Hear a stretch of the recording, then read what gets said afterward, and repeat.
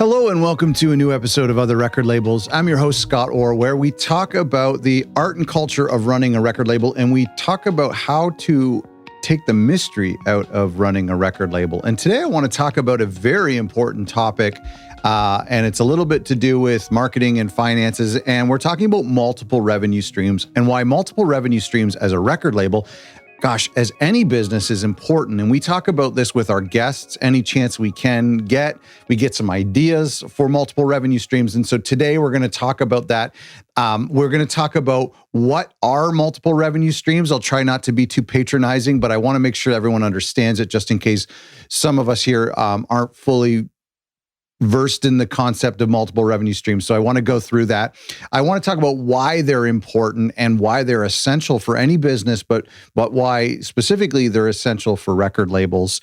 And then we're going to look at how we can actually get multiple revenue streams for our record label. And I have some examples that I've used personally and that I know that our record labels on the show have used. And so I have some examples of other revenue streams that you can use for your record label. So we're going to dive all into this topic of multiple revenue streams. As I was preparing for this episode today, I was realizing that some of what I'm talking about should be written out for you. And so I'm going to put today's episode into a PDF. And if you go to otherrecordlabels.com/revenue, you can download the notes from today's episode, just because it's going to get a little bit kind of financial and heady and weird. And so I want to make sure you have access to that. Go to otherrecordlabels.com/revenue, and I'll put all of my notes in there. What are multiple revenue streams? And again, I don't mean to be patronizing, but think of, the original analogy, think of streams flowing into a bigger body of water. And so when you look at a giant lake, that lake didn't just appear there, it was fed into by all of these smaller and sometimes medium-sized brooks and creeks and revenue streams. And so, not revenue streams, water streams. And so that's kind of where we get that analogy from, is when we as a record label or any business looks at our total revenue for a month or for the entire year, generally that's made up from multiple sources. And so for a record label, that would be digital streaming platforms like Apple Music and Tidal and Spotify. It could also mean other sites like Bandcamp. It could mean physical merchandise or live events. Or if you also offer label services, that could be some revenue. And so when you look at all of those different sources of revenue, they all feed into your total revenue. And so that's what we mean when we're talking about multiple revenue streams. Now, why are they important? They are essential for any business because it's extremely arduous, extremely difficult to make one, we go back to that body of water, to make that one big body of water without having all of these streams that are feeding into it. And so for us, when we look at whatever our annual revenue goal is, and I know for all of us, it's completely different. And for some of you out there, your annual goal might be $1,000. It might be $10,000. It might be $1 million. It might be $100,000. I've heard from all across the board, all of our labels in our community, that goal is completely different.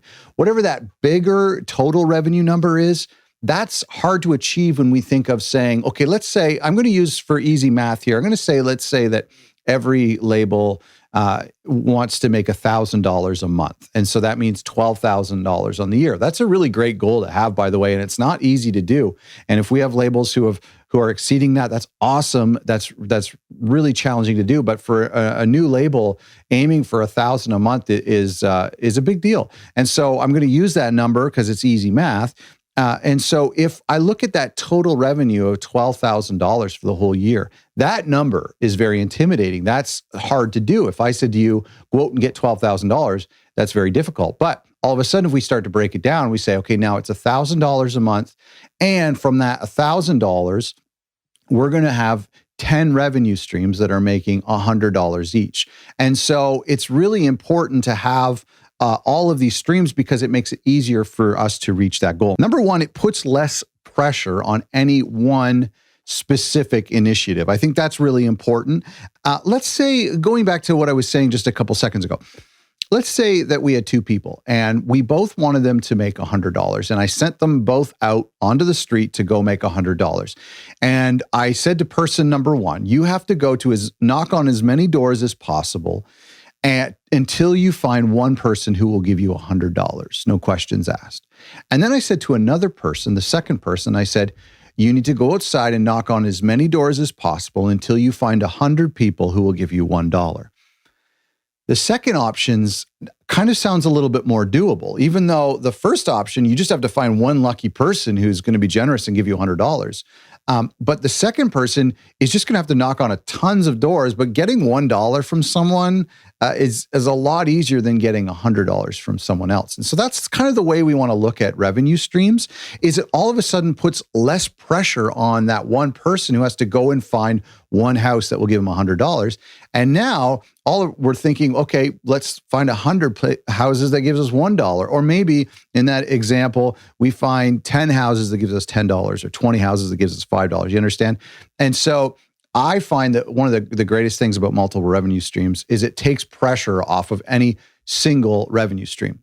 And so if Spotify or streaming is our main source of income, and we put all of this pressure on it, when you have all of these other streams like sync licensing or publishing or merch or label services, or maybe you're a recording studio and you offer mastering or mixing services, all of a sudden it takes these pressure off of some of our primary revenue streams, which leads us to the second reason why multiple revenue streams are important. And that is we need to think of it as revenue insurance. Let me give you an example of what I mean by revenue insurance. Think of Disney as an example. Disney is a really big company. I don't know if you've heard of it. Their main source of income is theme parks and movies. And when the pandemic hit in the spring of 2020, all of a sudden the movie theaters were closed, so nobody could go and see any of the Marvel films or Disney or Pixar movies. And their theme parks closed as well, which is a huge thing. So their two main sources of revenue immediately dried up to zero. Not to mention retail stores were closed as well.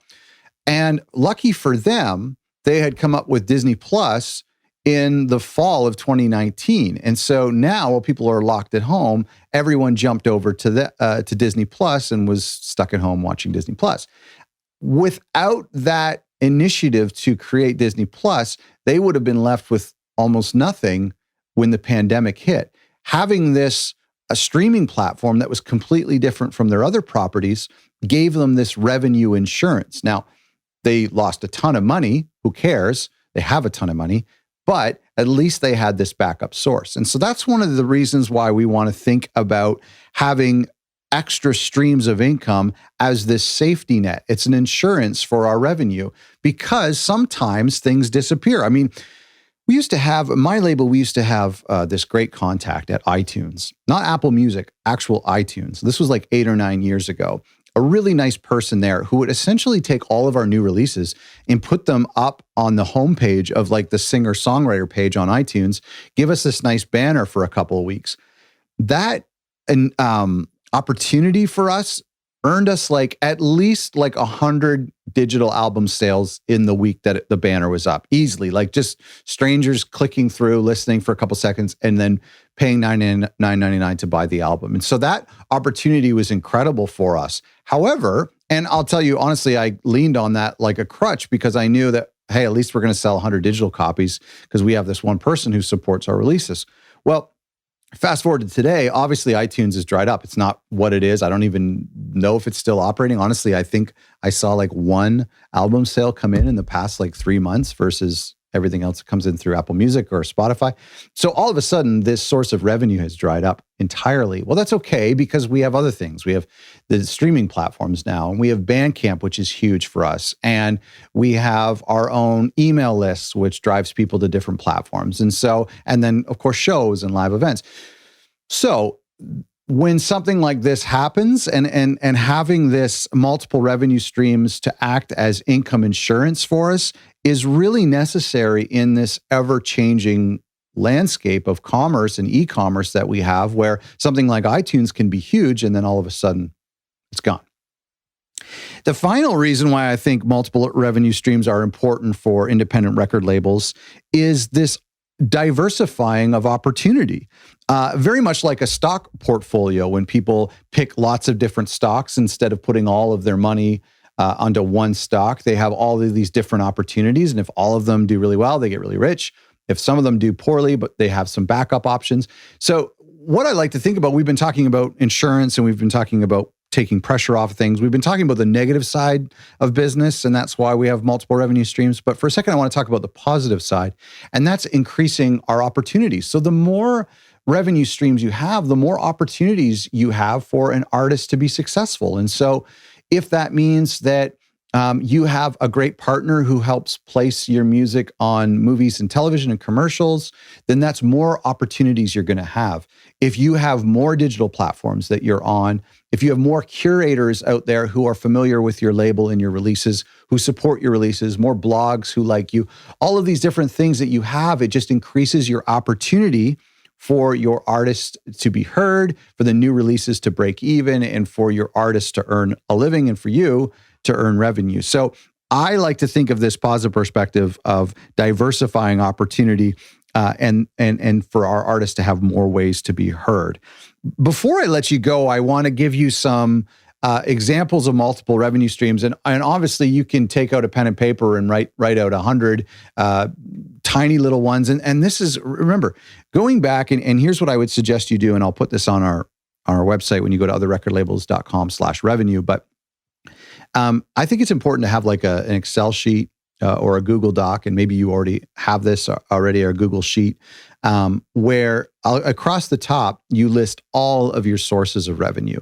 And so, we've, for example, at my label, we've taken some songs and we've cut them up and taken the vocals out and just left a couple of the bed instruments. And we've put them up on a site like Audio Jungle to license to filmmakers and stuff like that, just reusing drum beats and different parts of songs. And that brings in, at one time it was a couple $100 a year. Now it brings in like maybe $100 a year. I don't even know, but the songs are there. We don't add to it anymore, but that's one line on this sheet. And so all across the top, I have all of these things. I have digital, I have Bandcamp, I have live events, maybe I have consulting fees you do, or you have mastering or mixing, or merch that you sell. I don't know. There's millions of different sources of revenue, and then you line them up all in the spreadsheet, and then you add them, and they all add up, and you realize, oh wow, all of these things add up, and that's the benefit of multiple revenue streams. We've talked to some labels who have done in-person sales, like they go to flea markets. That's really cool.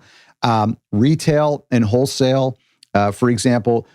Streaming. We talked about multiple revenue streams a lot in our episode with Fire Talk Records. I don't know if you've heard that episode, but make sure you listen to it. Sync licensing, catalog music. That's kind of like what I talked about with Audio Jungle, taking some of your instrumentals and putting them into catalog, where you get less than having a song placed on a TV show, but it gets used a little bit more frequently.